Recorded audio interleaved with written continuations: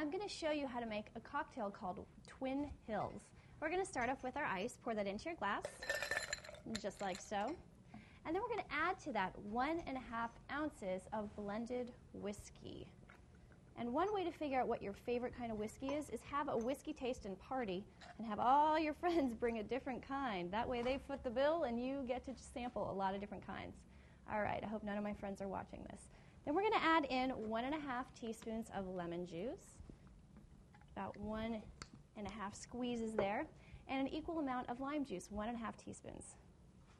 There we go.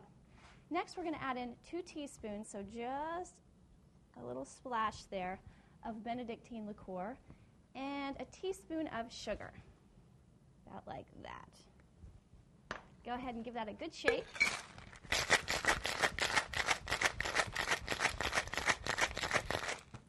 And you can either strain this or pour this on the rocks. It is up to you.